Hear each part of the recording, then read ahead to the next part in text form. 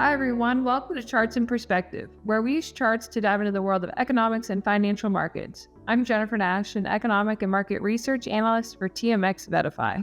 Today we're looking at a powerful indicator of market sentiment, margin debt. Simply put, this is the money investors borrow from brokers to buy stocks. When things are going well, margin debt can magnify gains, allowing investors to benefit from the upside without putting down 100% of the cash. But there's a catch. On the flip side, it can exacerbate losses.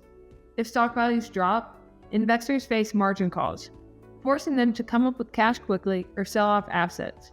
While high margin debt signals confidence, extreme spikes often point to excessive speculation, and that can lead to market instability. Let's look at the current landscape. In December 2025, margin debt hit its seventh consecutive record high at $1.2 trillion. That is 8 straight months of increases. Even when we adjust for inflation, which is what you see on this chart here, we're at the highest level in history. If we look back to 1997, a clear pattern emerges. The tech bubble. Debt peaked in March 2000, right as the S&P hit an interim high. The financial crisis. We saw a massive surge in 2006 that peaked just 3 months before the market did in 2007. The post-COVID era. Debt soared to a high in October 2021, just 2 months before the S&P 500 peaked. Right now, margin debt is at its absolute real-term peak, while the S&P 500 has been essentially flat, sitting just a fraction of a percent off its November highs.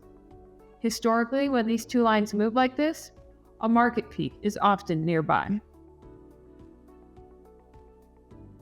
To see this relationship even more clearly, we've inverted the margin debt line. On this chart, where the purple line drops sharply, it represents a massive increase in leverage. Look at the divergence. When the lines move far apart, investors are borrowing aggressively. When the purple line shoots back up towards the blue line, that represents deleveraging or forced selling, which usually happens during a market crash. You can see we're currently at a point of extreme divergence.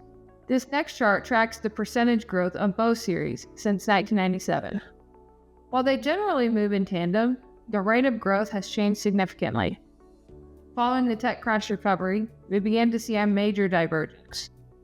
Look at the most recent trend. We're seeing a sharp widening of the gap. Margin debt is now aggressively outpacing the market's actual growth.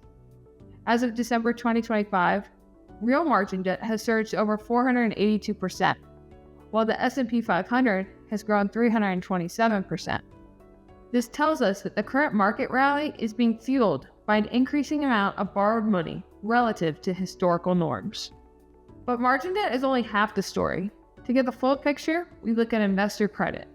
This looks at the cash investors have on hand minus the debt that they owe. The red area you see here represents a negative credit balance. This means investors owe significantly more than they have in cash. We're currently sitting at negative $814 billion. This deep red zone shows just how all-in investors are right now.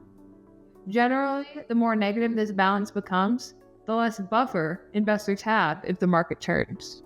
Finally, let's look at the inverted credit balance with key turning points.